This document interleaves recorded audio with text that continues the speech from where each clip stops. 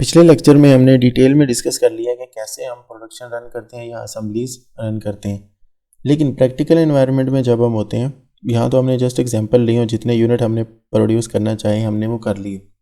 Practical environment में क्या होता है, स्पेशली हमारे इस केस में तो कम हो सकती हैं, लेकिन इसके अलावा जो प्रोडक्शन होती है जैसे फूड, फार्मास्यूटिकल या इस तरह की दूसरी बिजनेसेस जिनमें वेस्टेजेस बहुत ज़्यादा होते हैं ड्यूरिंग द प्रोडक्शन, या लेबर के जो आइडल टाइम है उस तरह की चीज़ें भी बीच में आती हैं। तो इन चीज़ों को हम कैसे एडजस्ट कर सकते हैं।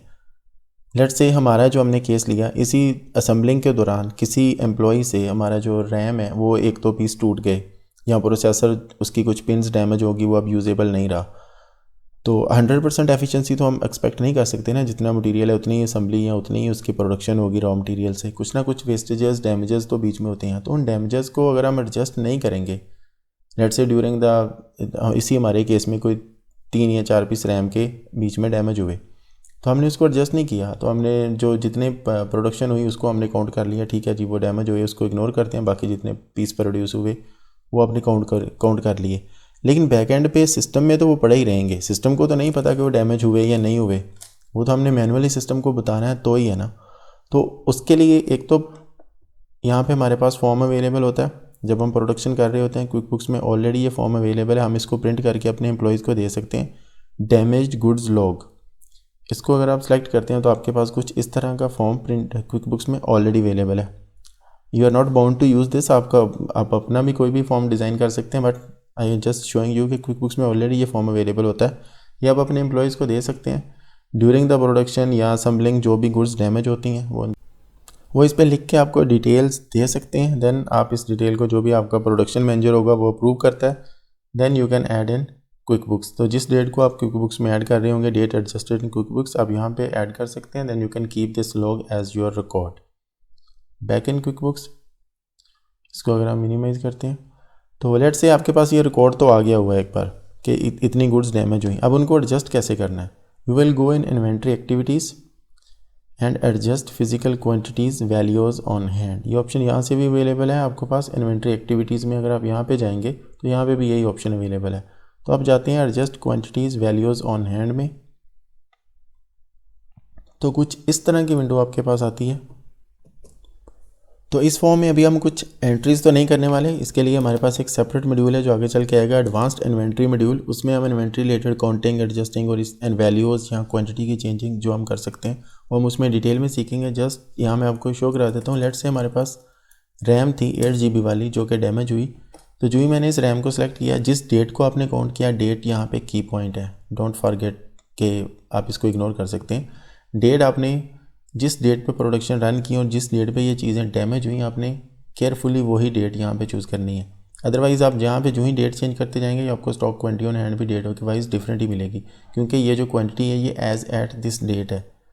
तो अगर आपने 25 को प्रोडक्शन रन की, 14 को हमने 2 प्रोडक्शन रन की और बीच में अगर मैं 20 पे रिपोर्ट चेक करता हूँ तो मेरे पास क्वांटिटी यहाँ पे जो 25 को मैंने यूज़ कर ली हुई है वो यहाँ पे रिड्यूस हुई हुई नज़र नहीं आएगी।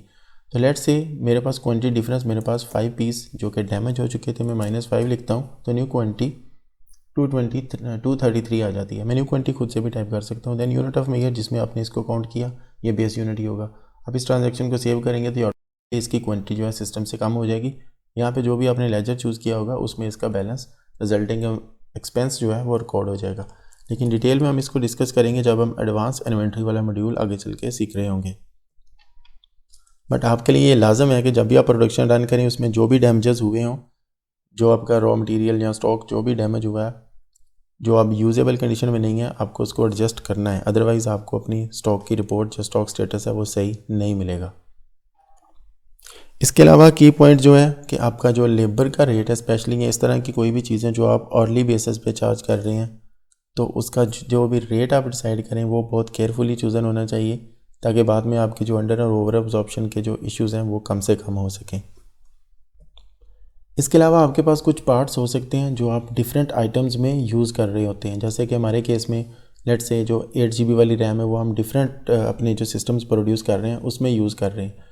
तो इसके लिए आपका जो शॉर्टेज वाली रिपोर्ट है, जब भी आप असेंबलीज रन कर रहे होंगे तो आपको जस्ट यहाँ से ही देख के, लेट्स से मैं ये इसको प्रोड्यूस करने आया, मैंने यहाँ पे देखा मेरे पास इतने पीस क्वांटिटी ऑन हैंड पड़ी है या नहीं पड़ी, तो मैं यहाँ से देख के कुछ भी डिसाइड करने से बेटर है कि मैं उसकी शॉर्टेज वाली रिपोर्ट चेक करूं, जिसमें मुझे कंप्लीट आइडिया मिलेगा कि मैंने ऑलरेडी इसको कहीं से पेंडिंग तो नहीं किया। जैसे अभी मेरे पास यहाँ पे ऑप्शन था कि मैं इसको मार्क एज पेंडिंग कर सकता हूँ।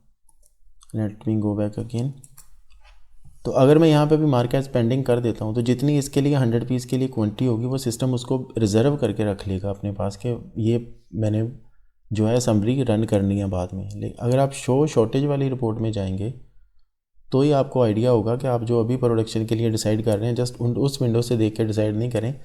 रिजर्व ये वाली जो विंडो है रिजर्व फॉर अदर असम्बलीज़ वाली, यहाँ पे भी आपको पता चलेगा कितनी क्वांटिटी ऑलरेडी आपने मार्क एज पेंडिंग करके दूसरी ट्रांजैक्शन के लिए रखी हुई है। हो सकता है ट्रांजैक्शन रन करने वाले एक से ज़्यादा बंदे हों, किसी दूसरे ने उसको रिजर्व किया हो क्वांटिटी को, उसी आइटम को। तो लाजिम है कि आप इसी रिपोर्ट से आके शॉर्टेज वाली रिपोर्ट से कंप्लीट डिटेल देखा करें, देन आपको पता चलेगा कि नीडेड या शॉर्टेज कितनी है जो आपने ऑर्डर करनी है और नेक्स्ट डिलीवरी वगैरह की डिटेल कितनी है। जस्ट इस विंडो के बेस पे डिसाइड करने से परहेज़ करें। देन ये जो हम ऑब्जॉर्व करा देते हैं जो भी एक्सपेंसेस, उसकी वजह से जो हमने ट्रायल बैलेंस में पहले देखा कि हमारे क्रेडिट साइड पे बैलेंसेस शो हो रहे होते हैं। तो ड्यूरिंग द मंथ तो हो सकता है आपके बैलेंसेस, ऑब्वियसली आप कंटिन्यूस रन कर रहे हो तो डेबिट क्रेडिट दोनों साइडों में कुछ ना कुछ बैलेंस होंगे, तो थोड़ा बैलेंस आपको अप डाउन नज़र आएंगे। इसलिए क्योंकि आपकी कुछ ट्रांजैक्शन रिकॉर्ड करने वाली उस मंथ की रहती हैं। जो ही आप उस मंथ को क्लोज करेंगे तो आपको आपके एक्यूरेट बैलेंसेस मिलने लग जाएंगे। इसके अलावा ये जो यूनिट ऑफ मेयर है असेंबली आइटम के दौरान, आपको जब भी इसकी प्रोडक्ट रेसिपी आप डिज़ाइन कर रहे हैं in unit of mayor carefully select करेंगे, क्योंकि यहाँ पे अगर आपने कोई भी यूनिट ऑफ मेयर गलत सेलेक्ट किया और ड्यूरिंग द प्रोडक्शन कोई बंदा उसको नोटिस नहीं कर सकता। हो सकता है प्रोडक्ट रेसिपी डिज़ाइन करने वाला बंदा और हो और असेंबलीज रन करने वाले बंदे और हो और वो उस चीज़ को उस वक्त नोटिस ही नहीं करें। तो जब काफ़ी सारी असेंबली की ट्रांजेक्शन रन हो चुकी होंगी, बाद में आपको यूनिट ऑफ मेयर को एडजस्ट करना बहुत हेक्टिक टास्क बन जाएगा। तो प्रोडक्ट रेसिपी डिज़ाइन करते वक्त ये जो यूनिट ऑफ मेयर है इनको केयरफुली डिज़ाइन सेलेक्ट करना है।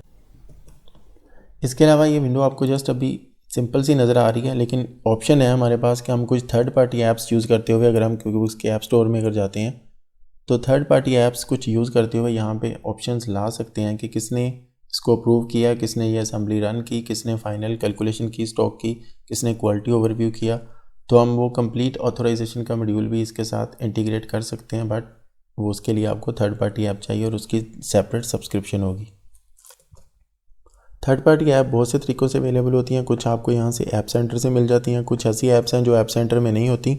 बहुत सारी वेबसाइट है वहाँ से आपको मैनुअली इंस्टॉल करनी पड़ती हैं डाउनलोड करके, लेकिन वो क्विकबुक्स की डेटाबेस को एक्सेस करते हुए आपको कुछ ऑप्शंस दे देती हैं। आई होप कि असेंबली एंड प्रोडक्शन रिलेटेड जितने भी कुछ ऑप्शंस थे इसमें अवेलेबल हमारे पास वो हमने कम्प्लीटली डिस्कस कर लिए हुए हैं। एंड बीइंग अकाउंटिंग जस्ट एक फॉर्म पे डाटा फिल करके इसको सेव करने की बजाय हमें यह भी कंप्लीट इन्फॉर्मेशन होनी चाहिए कि अगर मैं इस ट्रांजैक्शन को सेव कर रहा हूँ तो ये किधर किधर जाके इम्पैक्ट करेगी। तो ऑब्वियसली उसके लिए बैकएंड आपने जो भी सेटिंग्स की होंगी आइटम्स की या जो असेंबली आइटम्स क्रिएट करते हुए वो कंप्लीट लेजर एक्यूरेटली साइन हुए होने चाहिए। और एक अकाउंटेंट जो भी इन ट्रांजैक्शंस को रन कर रहा है उसको कंप्लीट पता होना चाहिए अगर मैं इस ट्रांजैक्शन को सेव करता हूँ तो इसके इम्पैक्ट कहाँ कहाँ जाएंगे।